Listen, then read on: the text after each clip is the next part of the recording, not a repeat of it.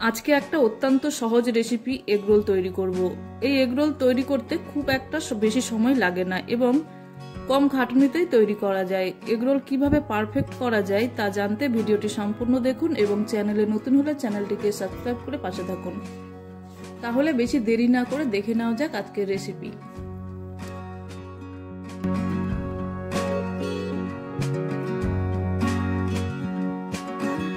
আমি এখানে দুটো এগরোল তৈরি করব, তার জন্য এখানে আমি পরিমাণ মতো 2 কাপ ময়দা নিয়ে নেব এবং ময়দাতে সামান্য লবণ ও চিনি আর 2 চামচ সাদা তেল দিয়ে ভালোভাবে ময়াম দিয়ে নেব।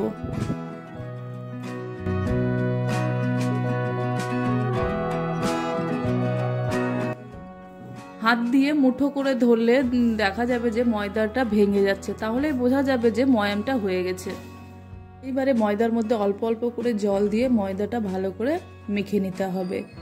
একবারে বেশি জল দেবেন না, একটা সফট ডো বানিয়ে নিতে হবে। ঢাকা দিয়ে 10 মিনিটের জন্য রেখে দিতে হবে। এইখানে একটা শসা, গাজর, পেঁয়াজ নিয়েছি এবং এগুলোকে আমি ঝুরি ঝুরি করে কেটে একটা প্লেটে তুলে রেখে দেব। এগুলি পরে এগরোলের পুর হিসেবে ব্যবহার করব।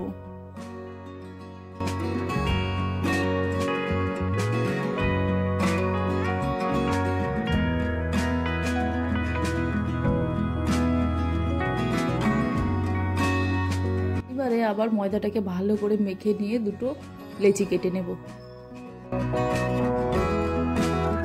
এবারে লেচি দুটোকে হাতে তালুর সাহায্যে ভালোভাবে গোল শেপ করে নেব। এইবারে একটা চাকতির মধ্যে শুকনো ময়দা ছিটিয়ে এগরোলের জন্য দুটো সিট বানিয়ে নেব। আস্তে আস্তে চাপ দিয়ে সিটগুলি বানিয়ে নেব।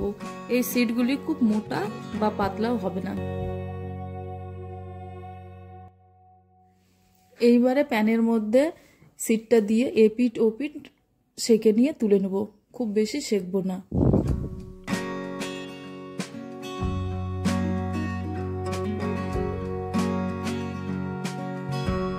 একটা ডিম ভেঙে নিয়ে লবণ দিয়ে ভালোভাবে ফেটিয়ে নেব। এবারে তাওয়ার মধ্যে 2 চামচ তেল দিয়ে চারিদিকে ঘুরিয়ে নিয়ে দিয়ে দেব। এবারে সিটটা দিয়ে দেব ভালোভাবে। এবারে ফাটানো ডিমটা চারিদিকে দিয়ে দেব এবং সাইডে চারধারে আবার 2 চামচ তেল দিয়ে সিটটাকে আবার উল্টিয়ে নেব। আবার সাইড দিয়ে তেল দিয়ে দেব এবং ঘুরিয়ে ঘুরিয়ে ভালোভাবে ভেজে নেব।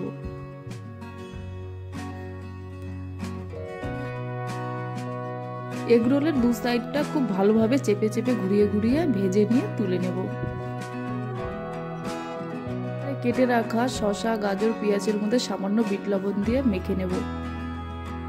এবারে শসা, গাজর, পেঁয়াজ দিয়ে এগরোলের পুরটা ভরে নেব এবং উপর থেকে টমেটো সস ও রেড চিলি সস দিয়ে দেব। তারপরে সাইড থেকে ভালোভাবে মুড়িয়ে মুড়িয়ে রোল করে নেব। রোল করা হয়ে গেলে এবারে বাটার পেপার দিয়ে ভালোভাবে আবার রোল করে নেব।